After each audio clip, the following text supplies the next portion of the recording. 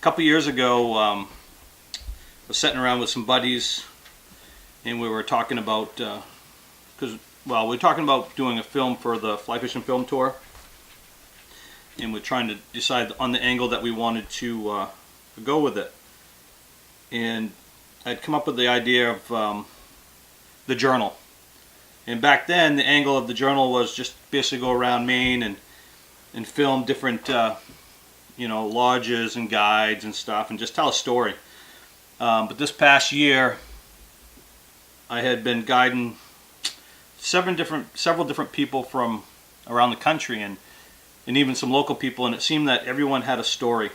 Everyone was telling me why they got into fishing. Be it Heidi, because her brother developed cancer and died, and then she got breast cancer, or Scott, who fishing brought him back together after, him and his dad back together after, 15 years of not speaking, and fishing got him back together.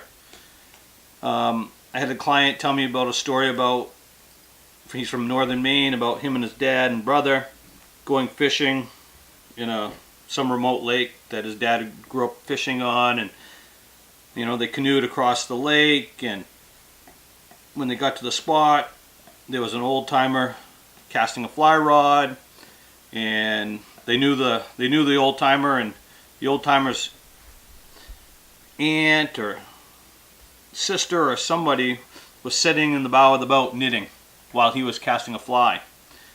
And once they had seen him, he instantly reeled up and told him it was okay for them to take the spot.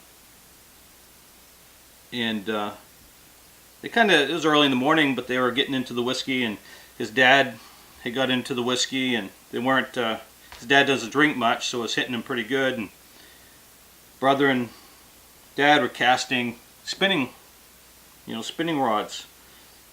And my client just sat there for a good hour, drinking whiskey, watching his dad cast. His dad would, ask him, "Son, you gonna fish?" He goes, "Dad, I'm gonna let you get a little head start on me, because I'm gonna show you that this fly rod will outfish your spinning rod." And the dad looks at him and says, "Son, you've never outfished me in your life." And he let his dad fish and his brother fish for a good hour. And this is a story that he was telling me while I was guiding him up on the West Ranch. And about an hour went by, he pulls his fly rod out, and you had to hear the guy tell the story because he had that Maine accent. But he puts his rod together, and he goes, "Dad, you see that log over there? I'm going to catch a whomper." Takes his fly and he throws it over. The fly lands gently on the water. Big brook trout comes up, hits the fly. He proceeded to catch quite a few brook trout. And I'm assuming this story is from way back, because he seemed to keep every brook trout he had caught that day.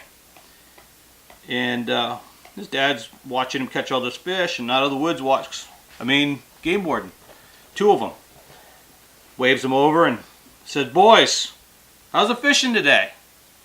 Dad goes, "Well, fishing sucked for me and my son, but my son over here, he's caught like 15 or 20 brook trout on a fly." And he's like, "Dad, we've all caught fish, right?"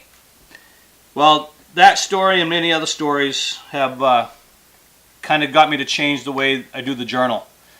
And the goal of the journal is, over the next few years, is document clients, lodge owners, guides, people from around the country, or even just around Maine, that have stories. Everyone has a story. It doesn't matter if you ski, you play golf, you play basketball. We all have stories. But there seems to be a lot of meaning in the fishing world. Why people start fishing, how they started fishing, why they continue to fish. We all have reasons. I have my own reasons. I grew up going camping and fishing with my dad. And, through the years, I became obsessed with fishing and fly fishing more than just fishing. It brought me more peace. It brought me and my boys together. It brought me a lot of my friends through the years. So we all have a story. and hopefully the journal will bring you many enjoyable stories, and maybe I'll hear one of yours on the water sometime.